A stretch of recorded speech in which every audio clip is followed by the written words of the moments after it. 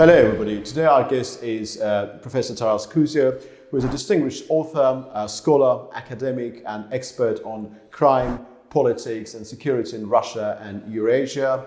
He's also a professor of political science at National University of Kiev-Mohyla Academy. And he's the author of many influential works in this field. Thank you very much indeed for allocating time to speak to us. Thank you for inviting me. And welcome to the Center of Analysis of International Relations. As far as I know, you've been to Shusha very recently, so you had a chance to observe developments there.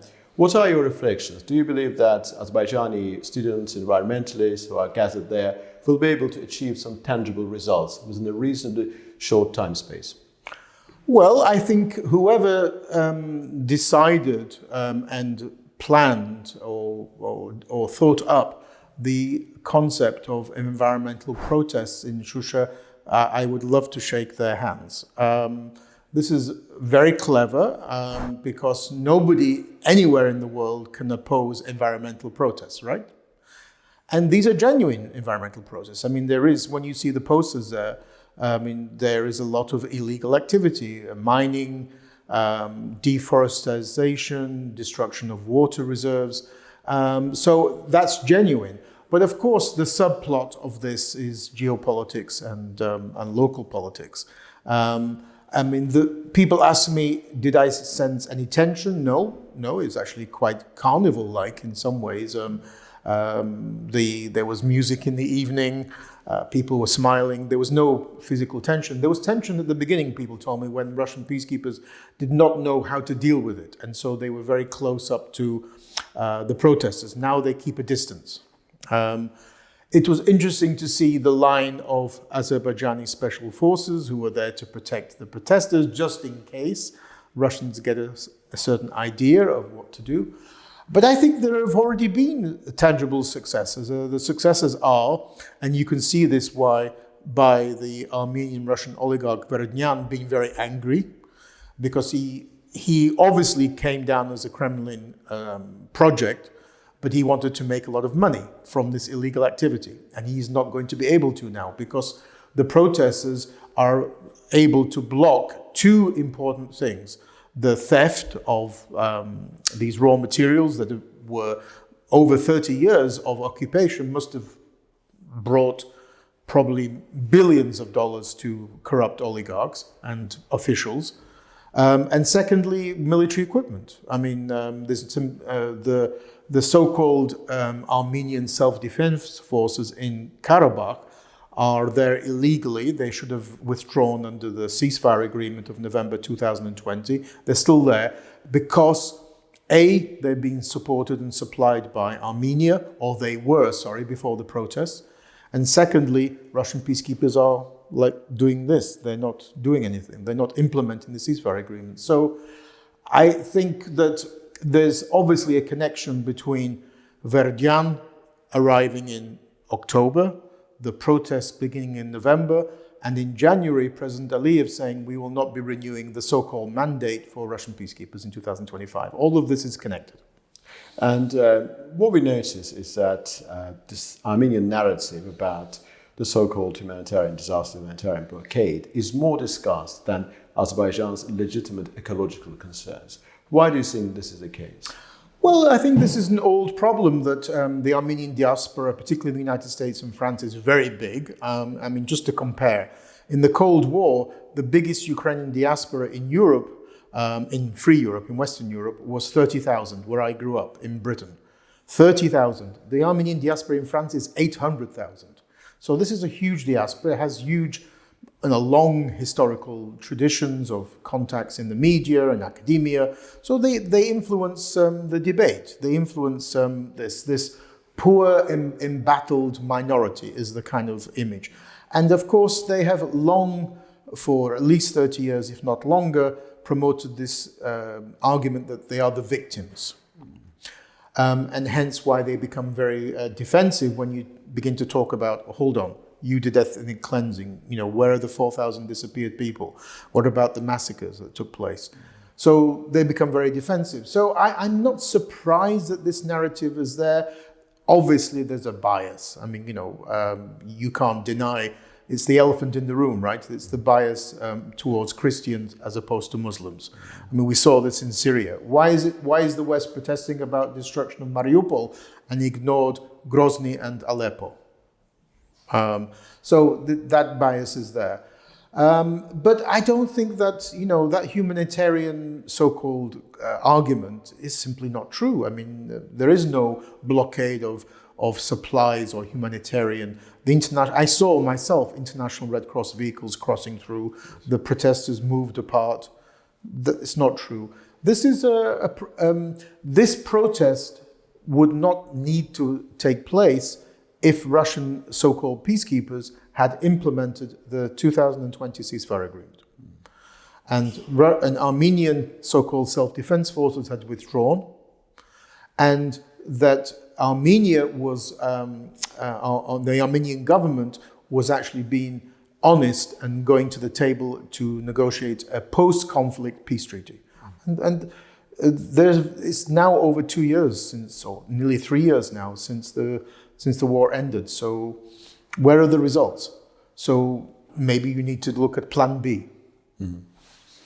And you mentioned about Russian peacekeepers. There's a general so-called so-called Russian peacekeepers. And there's a general view that for Russia, this peacekeeping operation is primarily designed with the purpose of infiltrating that area in any post-Soviet nation which has a problem in terms of having a frozen conflict, and they are not interested about contributing to the lasting solution.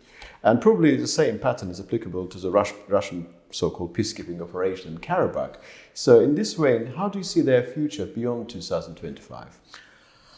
Well, you're absolutely right. I mean, it's not as though we're new to this game, as it were. I mean, there have been 30 years of so-called Russian peacekeeping in Moldova and Georgia. Yes. They're not peacekeepers. Peacekeepers try to resolve a problem and then they go home.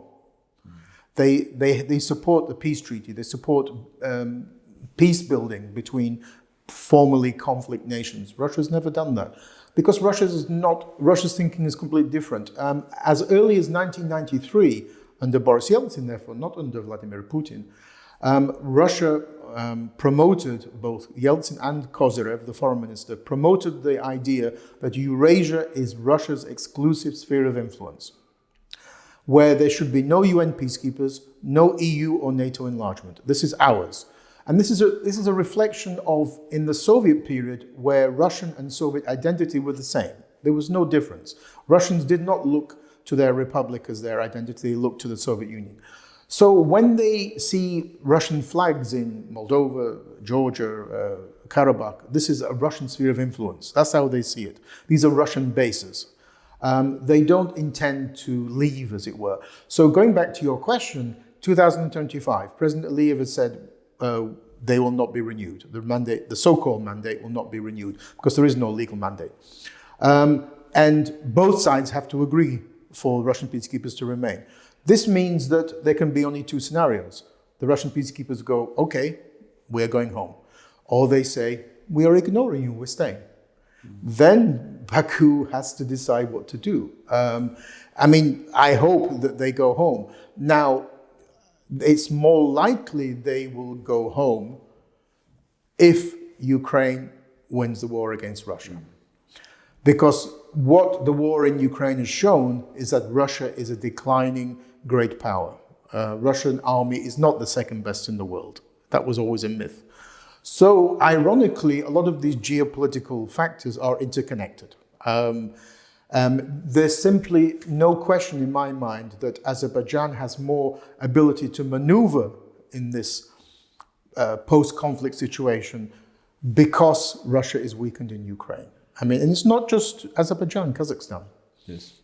So all of these are connected. I hope that Russia does withdraw, because the only international institution that can help to build and sign a peace treaty, which is in the interests of all parties, especially Armenia, is the European Union, because it has no geopolitical baggage. It's not coming with, I want to achieve this as well as this, the peace treaty. But Russia is coming with baggage. Well, but there have been a couple of formats in Azerbaijani-Armenian peace process. One of them was a Moscow format, and the view is that this format is not working very well. President Vladimir Putin said something in Valda. He said that there must be delimitation, demarcation, communication, opening of the communication must be discussed, and the fate of Karabakh must be decided at a later stage. And that was not well received by Azerbaijan for understandable reasons, of course. But the Brussels format was very successful for the substantial time stretch. But then there was a attempt by France to influence the process, and there was an attempt to transform the trilateral Brussels format into quadrilateral format. And there was supposed to be a meeting on the 7th of December, which was cancelled because Azerbaijan's rejection. How do you see European Union's influence over Baku-Yerevan dynamics in 2023? Well, I mean, the parachuting in of Armenian Russian oligarch Verodyan in September, October, is Russia's answer to the EU peace process. Now, it's difficult to see how this will continue to operate. I mean, for me, the only chance for a peace treaty is for the EU to continue on this track. The problem, of course, is that Prime Minister Pashinyan is weak. He doesn't have much backbone. He's scared. I think although the majority of Armenians are a silent majority, support him on the peace process. I think majority of Armenians, after all, Armenia was defeated and yet he was re-elected. Yes, in 2000. So that's interesting. That shows that a majority of Armenians are fed up with conflict. They want this to end. But of course, in Armenia and in many countries, you have an aggressive nationalist minority. Yes. Probably with ties to the Ministry of Defense in Russia and etc., to the diaspora, and they are the ones that he's afraid of. So I hope that the EU can continue this process. I do not believe that Russia has any interest, and let's be quite honest. I mean, with what is going on in Ukraine, I mean, what Putin says has nothing to do with reality. He can say one thing and mean another. Talking about Nikol Pashinyan's weakness and his foreign policy choices, we know that Iranian drones are being used by Russia in its war against Ukraine. And there are some credible reports that Armenia has acted as a middleman, but no one has talked about sanctions against Armenia. How do you see Yerevan's prospects within this triangle within which it seems to flirt with Moscow and Tehran? I don't think it's flirting with either. I think it's in a strategic military alliance with both Russia and Iran, and this alliance with Russia is evident. I mean, there are three, maybe there's going to be 4 military bases in Armenia. Iran has supported Armenia since the first Karabakh War. I mean, Iranian Revolutionary Guards were helping Armenian forces, as well as Russia was helping in the first Karabakh War in the early 90s. So there's nothing new there. I mean, it is rather bizarre that Armenia always puts itself on a higher pedestal to Azerbaijan, saying, we're a democracy, Azerbaijan's not a democracy, and yet Armenia's best allies are 2 horrible regimes. So I don't think that's unusual. On the drones, Russian military reforms, or so-called reforms and development, ignored the concept of the need for modernization in the 21st century, which included drones, like Armenia did. And therefore, when the war began, and drones could be seen to be important, Ukraine was using Turkish drones a lot, Russia asked both China and Turkey for drones, both rejected. So the only place he could find drones was Iran. Now these drones are cheap; they're about $20,000 or $25,000, yes. But they're not very good. I mean, Ukrainians have sometimes shot these down with Kalashnikovs. But of course, the missiles which are used to shoot them down are very expensive. So you could spend $100,000 on shooting down a $20,000 drone. That's where the problem lies. Why Iran is doing this? It's Iranian regime has the same view as Russia, that this is a war not against Ukraine, this is a war against the West. We are trying to destroy this Western dominated international system to so-called bring it to multipolarism.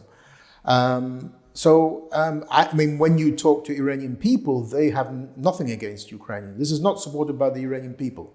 this war against. This is purely the regime. So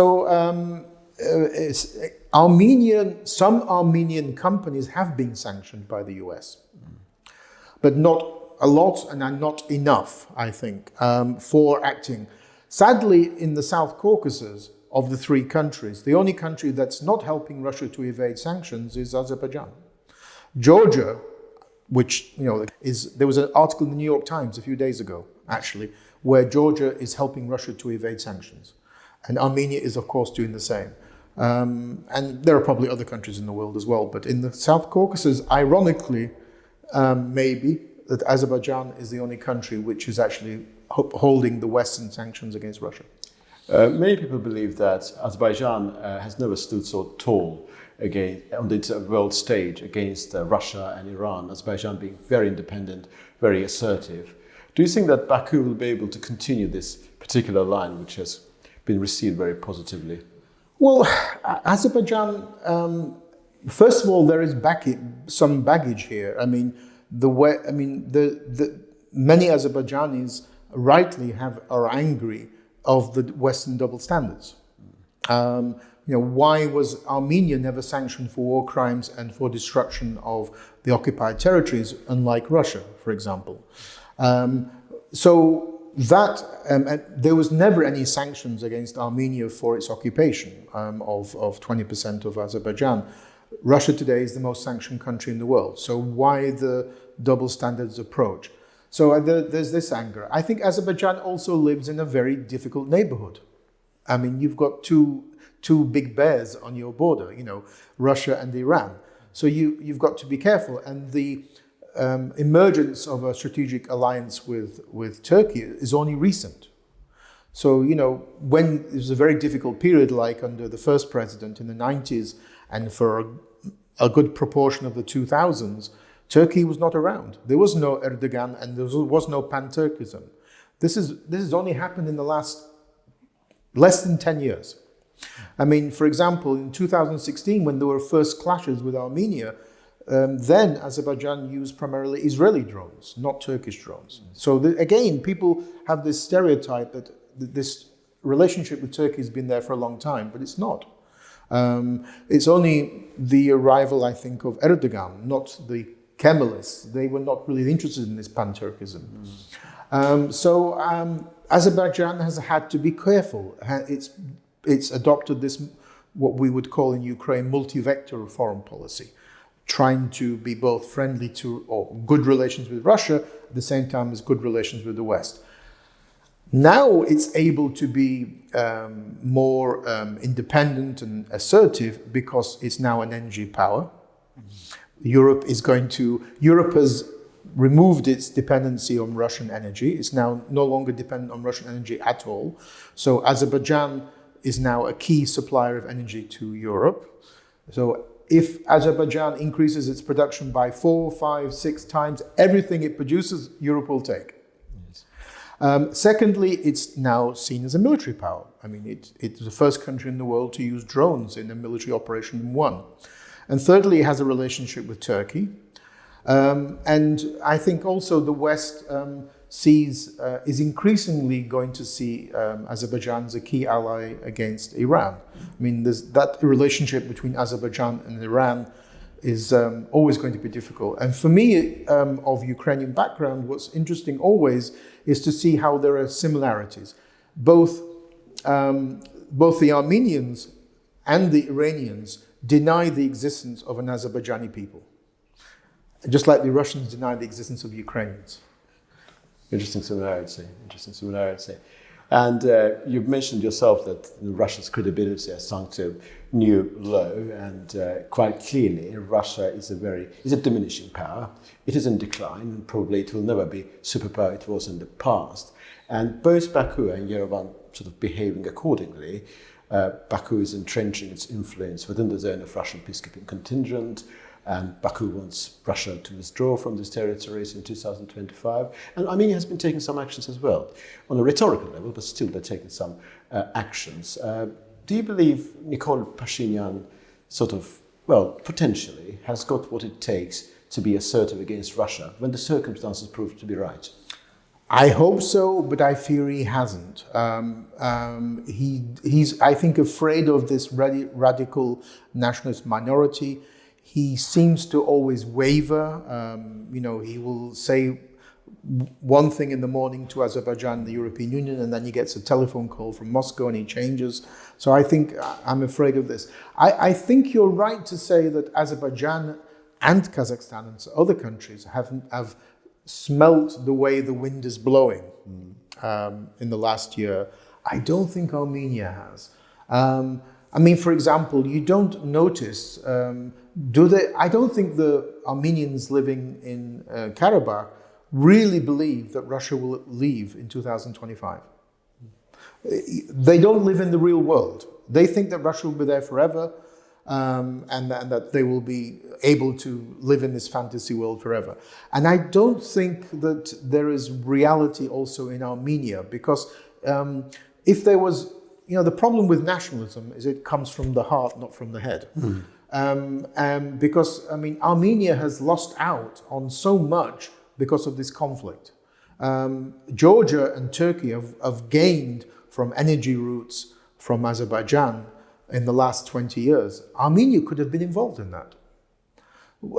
Armenia hasn't benefited. There are as many Armenians living in Russia as there are in Armenia. Yeah, and they're going there. Why? Because there's no economic prospects in Armenia. Now, there would be economic prospects in Armenia if the conflict was resolved, there was a peace treaty, and the South Caucasus could economically develop. But I don't think either Iran or Russia are interested in this. And I don't think the minority nationalist hardliners in Armenia are interested. And unfortunately, the Armenian diaspora is so out of touch. They're still thinking of 1915. They're not thinking of the present. And many experts suggested that for Armenia to be truly independent and truly to function as a proper democracy with independent foreign policy choices, they got to have this normalization with Turkey, whether that's the right term to use at this present juncture, and also to have a peace agreement with Azerbaijan. And in this sense... But ironically, it seems that it's more easier for them to do it with Turkey than it is with Azerbaijan, which is ironic, isn't it? It is ironic. Maybe because the conflict with Turkey took place such a long time ago, and that border is resolved. You're not going to change the border, right? That can't be changed. But Karabakh is a bit like, Karabakh is like, for Armenians, like Crimea for Russians in some ways. They just can't envisage that it could be outside Armenia. And the reality is that of all the 15 former Soviet republics, 13 of them, including Azerbaijan, Ukraine and others, said the internal boundaries between republics in the Soviet Union should become international borders. That's what was decided in December 1991, January 92. Yeah. Two countries disagreed, Russia and Armenia. But that's the only way forward. Otherwise, everybody's going to have territorial conflicts against... Ukraine could have territorial conflicts against Russia. People don't realize that if you start opening up this Pandora's box, it's a chaos. Yeah, and the implication is going to be too hideous to contemplate. And my last question is going to be about this Nikol Pashinyan's recent statements, the statements made by Alain Simonyan. It's very difficult to form a conclusive opinion on the basis of what Nikol Pashinyan says, because as you rightly said, he says one thing here, which may sound plausible, and he can easily retract it later. But still, he seems to act within the certain parameters. He's saying that to the local Armenian audience that not recognizing Azerbaijani sovereignty over Karabakh is like going against international order.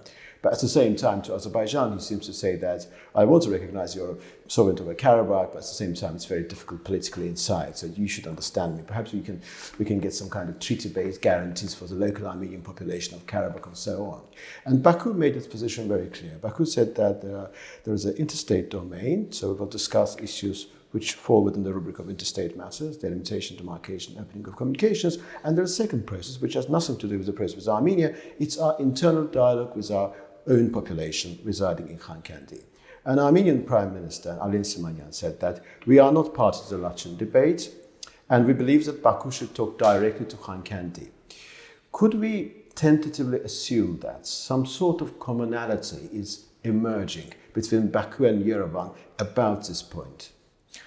Well, it's strange that only about 40,000, maybe 50,000 people living in Karabakh of Armenian descent are holding hostage this entire region. I think I don't think anybody's against, including Baku, is against some kind of even international guarantees. The problem is which international organization? I mean, is it Council of Europe? OSCE is very weak, of course. European Union, United Nations. Then you have problems of Russia, France, Iran. So I don't think anybody's against those. And the idea that somehow there's going to be a return on the part of, say, Azerbaijan to some kind of conflict in the early 90s. Nobody's interested in returning to the early 90s. Yes. I mean, nobody. You know, Azerbaijan, I mean, what is obvious is that Azerbaijan has moved on. The past is the past. Armenia hasn't. And Armenia, for the sake of Armenian society and for the sake of Armenia's economy and its young people, it needs to move on. It needs to deal with this question. And whatever way, you know, this is something more for the realm of diplomats who are like sometimes magicians who can find different ways of doing this. They have to find a way to get everybody to agree Karabakh is part of Azerbaijan. Then there has to be a peace treaty. Then there has to be delimitation, demarcation. In the course of all this, there has to be some kind of guarantees, maybe international guarantees to the Armenian minority. But we're assuming that they all stay because, you know, in 2025, when Azerbaijan says goodbye and Russian peacekeepers go, I wouldn't be surprised if some of those Armenians leave with them. So the number will probably decline. But nevertheless, it doesn't matter if it's 20,000, 40,000. Sure, international guarantees. But they have to understand that they're living in Azerbaijan. And ultimately, this would be especially good for Armenia. Armenia could move forward. Armenia cannot move forward until this is resolved. And once a peace treaty is signed, and this is all resolved, Armenia will be less dependent on Russia. Yes. Armenia would be able, for example, in 2013, Armenia pulled away from signing an association agreement with the European Union, like Ukraine did, and Georgia and Moldova. But it could go back to that. I mean, the biggest customs union in the world is European Union. That is what's going to motorize your economy, going to improve your economic status, not membership of Eurasian Union. Mm-hmm. Undoubtedly. And I thought I asked my last question, but it's going to be really my last question. Do you believe that some sort of peace treaty, I don't know, framework document with some substantial elements about Azerbaijan, Soviet Karabakh is possible within the scope of this year? I'm not sure within the scope of this year, because I think it's all dependent on the withdrawal of Russian peacekeepers in 2025 and on the war in Ukraine. So I think certainly between 2023 and 2025, this has to be resolved. And the message from Baku to Pashinyan should be, time is running out. You need to resolve this because we're not renewing the peacekeeping mandate, so-called mandate. And so therefore you're going to have to deal with this situation. Because the Russian peacekeepers haven't helped to resolve this. They haven't tried to move this press forward. I mean, if the Russian President Aliyev would have, I'm sure, said, stay as Russian peacekeepers if they were implementing the ceasefire agreement. But they're not.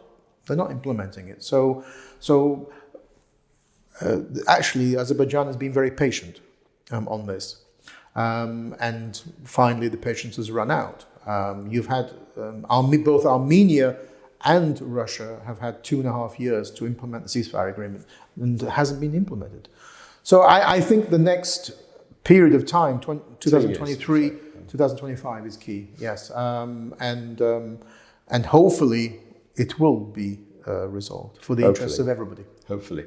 Thank you very much indeed, Professor Kuzio. It was absolutely fascinating to hear your reflections and to converse with you. And thank you very much for your time. I'm most grateful to you. Thank you very much for inviting me. I mean, it's a fascinating period of time in our lives, and we will never have a sleepless night with what's going on. Thank you.